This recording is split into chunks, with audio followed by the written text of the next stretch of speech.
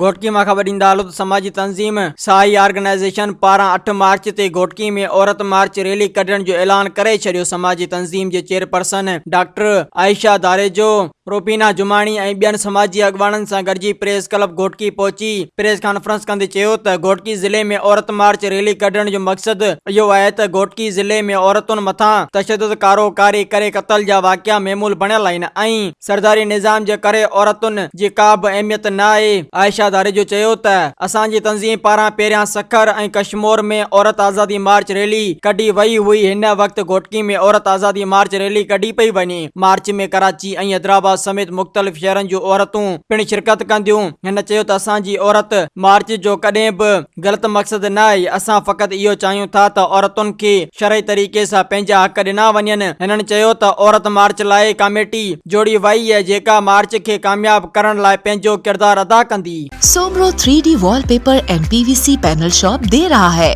सबसे अच्छी सर्विस, बेहतरीन क्वालिटी के आला मयार वॉलपेपर और सीलिंग खूबसूरत डिजाइन और कलर्स में दस्तयाब है। हर किस्म के PVC वॉलपेपर्स और सीलिंग लगवाने के लिए हमसे राब्ता करें। हैदराबाद, कासिमाबाद, लतीफाबाद, जामशोरो, मीरपुर खास और सिंध के मुख्तलिफ शहरों में सर्विस मौजूद है। Soomro 3D wallpaper and PVC panel. राब्ता नंबर रंजन अली सोमरो 0333 370 2516, व्हाट्सएप 0333 370 7886। मज़ीद ख़बरनि ऐं तफ़सीलात लाइ विज़िट कयो असांजी वेबसाइट www.awamiNewsHD.com ऐं ॾिसंदा रहो अवामी न्यूज़ HD।